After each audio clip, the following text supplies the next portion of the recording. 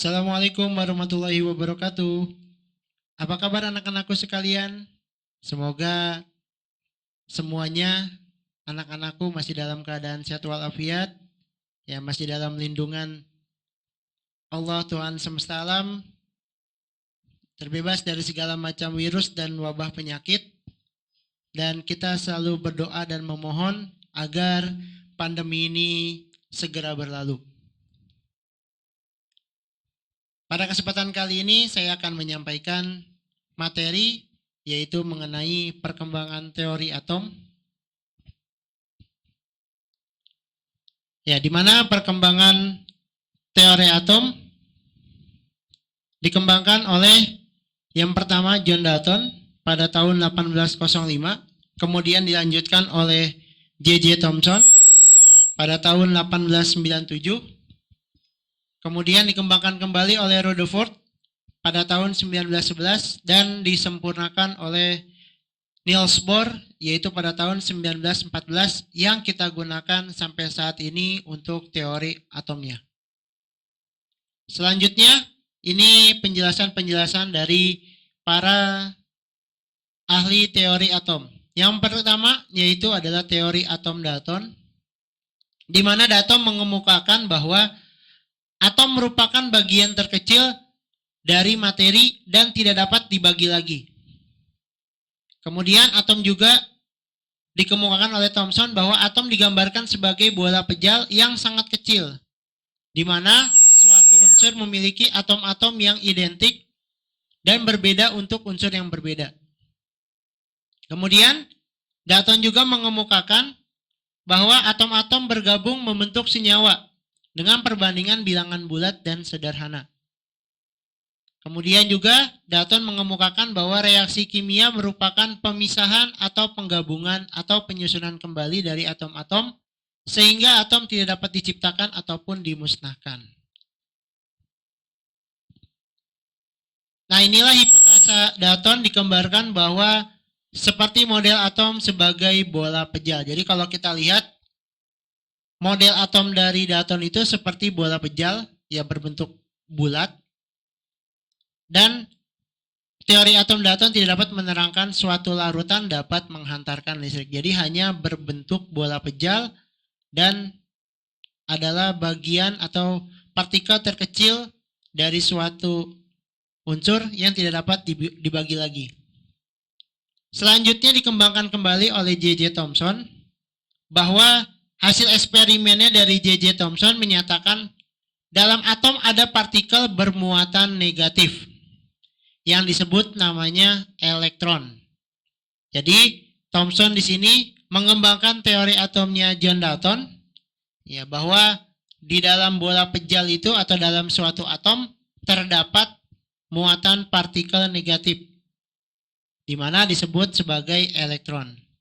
Dan Thomson mengemukakan bahwa atom adalah suatu bola pejal yang permukaannya dikelilingi elektron dan partikel lain yang bermuatan positif sehingga atom bersifat netral. Jadi ada tambahan lagi dari Thomson bahwa selain partikel terkecil ataupun bola pejal, atom juga merupakan ada bola pejal yang permukaannya dikelilingi oleh elektron yang bermuatan negatif dan juga ada yang bermuatan positif disebut proton sehingga atom bersifat netral. Nah, ini adalah penampakan dari model atom J.J. Thomson di mana ada bola pejal di bagian lapisan luarnya atau permukaannya dikelilingi oleh elektron. Ya, penggambarannya sama seperti kalau kita lihat roti kismis. Nah, itu penggambaran teori atom J.J. Thomson. Kemudian dikembangkan kembali oleh Rutherford bahwa eksperimen yang dilakukan Rutherford itu pembakaran lempeng emas tipis dengan partikel alfa. Nah, ini adalah penggambaran penampakannya. Jadi ada sinar alfa, ya, ditembuskan melalui lempengan emas. Nah, di belakangnya di situ ada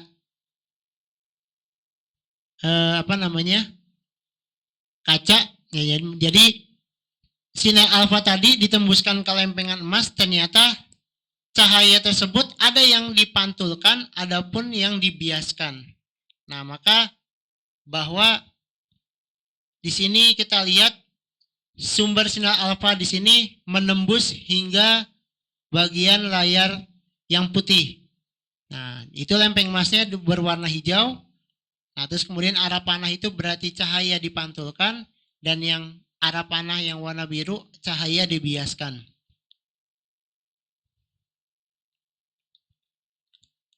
Nah, sehingga di sini eksperimen Rutherford, kalau kita lihat ya di sini ada yang diteruskan, ada yang dibelokkan, dan ada yang dipantulkan.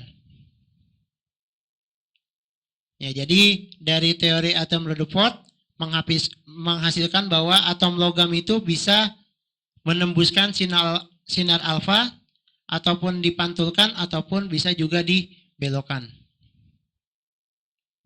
Nah, sehingga Rutherford memiliki hipotesa atau kesimpulan bahwa atom terdiri dari inti atom yang bermuatan positif dan elektron-elektron yang bermuatan negatif beredar mengelilingi atom. Ya, jadi di dalam atom terdapat inti atom dan dikelilingi oleh elektron, yaitu partikel bermuatan negatif, dan ada juga proton, yaitu partikel bermuatan positif. Kemudian hipotesa yang kedua dari Rutherford yaitu atom bersifat netral. Ya, jadi atom itu bersifat netral sehingga jumlah proton dan elektron memiliki kesamaan atau jumlahnya sama, baru dikatakan netral. Di mana partikel muatan negatif ataupun elektron dan partikel muatan positif ataupun proton di sini posisinya mengelilingi inti atom. Nah, jika jumlahnya sama, maka atom akan bersifat netral. Nah, ini adalah penampakan atom Rutherford, di mana inti atom yang berwarna titik merah dan yang bertitik biru di situ adalah muatan proton dan muatan elektron. Selanjutnya, nah ini adalah kelemahan dari atom Rutherford, bahwa atom dari Rutherford itu tidak bisa menjelaskan mengapa elektron tidak jatuh ke dalam inti atom. Nah, berdasarkan teori fisika, bahwa gerakan elektron mengitari inti. Ya, jadi kalau di teori fisika bahwa gerakan elektron itu mengitari inti. Tapi Rutherford tidak bisa menjelaskan mengapa elektron tidak jatuh ke dalam inti atom. Selanjutnya, tadi kita bicara bermuatan atau bersifat netral. Maka pada tahun 1932, James Chadwick, ya di sini berdasarkan penemuannya bahwa James Chadwick menemukan neutron, ya, melalui percobaan penembakan berilium dengan partikel alfa. Nah, kita lihat penampakannya. Di gambarnya di situ ada sumber partikel alfanya atau cahayanya, kemudian di dalam ruang hampa ditembuskan kepada lempengan tipis berilium, maka akan ada radiasi tanpa muatan, kemudian ditembuskan kembali kepada lempeng parafin, nah sehingga ada muatan proton, muatan positif ya. Nah, dari di situ ada detektor sehingga di dalam atom terdapat muatan neutron. Nah, itu yang dikemukakan oleh James Chadwick. Nah, ini adalah sifat-sifat neutron, di mana neutron itu tidak bermuatan. Nah, tadi ada dua sebelumnya, yaitu ada muatan proton dan ada muatan elektron. Proton itu muatan positif dan elektron adalah muatan negatif. Nah, sekarang adalah neutron. Neutron itu adalah muatan yang tidak memiliki muatan. Dan dia memiliki massa yang hampir sama dengan massa proton, yaitu besarnya 1,65 dikali 10 pangkat min 24. Itu salah penulisan, harusnya 10 pangkat min 24 gram atau setara dengan 1,0087 SMA. Oke, selanjutnya teori atom Niels Bohr. Nah, jadi Niels Bohr di sini mempelajari kelemahan dari atom Rutherford atau teori atomnya Rutherford, di mana Niels Bohr menjelaskan atau mengemukakan yang pertama yaitu atom terdiri dari inti atom yang bermuatan positif dan dikelilingi oleh elektron yang bermuatan negatif di dalam satu lintasan. Ya, jadi dia jelaskan lagi sama atom Niels Bohr bahwa atom itu terdiri dari inti yang bermuatan positif. Kalau tadi kan inti atom dikelilingi oleh positif dan negatif atau muatan positif dan muatan negatif. Nah, sekarang Niels Bohr mempelajari kelemahan atom Rutherford bahwa menurut Niels Bohr atom itu terdiri dari inti yang bermuatan positif. Jadi inti atomnya bermuatan positif dan dikelilingi oleh elektron yang bermuatan negatif dalam suatu lintasan. Nah, jadi kalau ada berhubungan dengan lintasan, berarti nanti atom itu akan memiliki lapisan-lapisan. Ya, di mana ada di poin 3, elektron bergerak pada lintasan tertentu dan lintasannya diberi nomor 1, 2, 3, dan seterusnya, dan diberi lambang KLMN. Nah, poin yang kedua, bahwa elektron yang bergerak tidak melepas dan tidak menyerap energi. Jadi elektron di sini menurut Niels Bohr bahwa elektron tidak bergerak dan juga tidak menyerap energi. Tetapi elektron dapat berpindah dari satu lintasan ke lintasan yang lain dengan cara melepas dan menyerap energi. Jadi elektron tadi tidak dapat melepas ataupun menyerap energi, tapi hanya dapat berpindah dari satu lintasan ke lintasan yang lainnya. Itu menurut Niels Bohr. Nah, ini adalah penampakannya. Kalau kita lihat di sini tengah-tengah inti atomnya yaitu berlambang plus, berarti artinya inti atomnya adalah bermuatan positif atau kita sebut dengan proton. Kemudian di lapisan pertama, ya di situ juga ada elektron. Kemudian lapisan kedua ada elektron dan lapisan ketiga ada elektron juga. Jadi di sini N sama dengan 1 berarti dia lapisan 1, N sama dengan 2 yaitu lapisan 2, dan N sama dengan 3 itu lapisan ketiga. Nah, kalau kita lihat di lambangnya ada E arah masuk mendekati proton atau mendekati inti atom, berarti dia melepas energinya. Ya, artinya dia berpindah tempat, melepas. Nah, sedangkan kalau dia bagian menjauhi dari inti atom, berarti dia menarik energi. Nah, itu penampakan dari atom Niels Bohr. Jadi, kesimpulannya kita ambil dari teori atom Dalton. Pertama, atom itu adalah partikel terkecil dari suatu materi ataupun unsur. Kemudian, dan tidak dapat dibagi lagi. Kemudian, dikembangkan kembali oleh J.J. Thomson. Dalton juga mengemukakan atom berbentuk seperti bola pejal.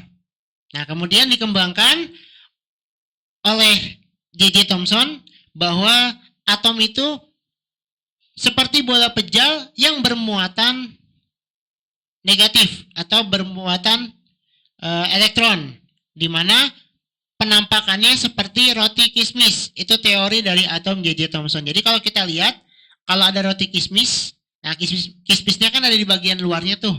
Nah, kismisnya itu adalah sebagai elektronnya atau muatan negatifnya. Kemudian dikembangkan lagi oleh Rutherford, ya, bahwa berdasarkan hasil percobaan dia penembakan sinar alfa kepada sebuah lempengan logam, kemudian dari hasilnya bahwa sinar alfa tadi kalau ditembuskan atau dipantulkan kepada logam tadi, bahwa akan ada 3 hasilnya. Ada yang diteruskan, ada yang dipantulkan, dan ada juga yang dibelokkan. Nah, itu berdasarkan dari Rutherford, dan bahwa di Rutherford tadi menunjukkan bahwa dalam suatu atom, ya, di mana atom tadi masih bermuatan proton dan bermuatan neutron. Kemudian dikembangkan ada James Tebbutt, ya, menemukan muatan neutron, di mana di sini neutron tidak bermuatan atau kita sebut dengan muatan netral. Kemudian terakhir dikembangkan oleh Niels Bohr yang dia pelajari atas kelemahan dari teori Rutherford bahwa inti atom ternyata bermuatan positif atau proton dan dikelilingi oleh muatan negatif ataupun elektron, di mana atom dari teori atom dari Niels Bohr bahwa atom tadi memiliki lintasan-lintasan. Nah, lintasan tadi itu adalah tempat di mana adanya elektron, dan elektron tidak dapat melepas ataupun menyerap energi, tapi elektron hanya bisa berpindah lintasan, ya. Jadi hanya bisa pindah lintasan saja. Nah, itu teori atom dari 4 ilmuwan. Oke, anak-anakku sekalian, itulah penjelasan tentang perkembangan teori atom. Jadi sampai saat ini kita masih menggunakan teori atom dari Niels Bohr yang memiliki lintasan-lintasannya. Untuk pertemuan selanjutnya, ya kita akan saksikan kembali di video berikutnya. Sampai ketemu lagi di video selanjutnya. Tetap jaga kesehatan, tetap di rumah.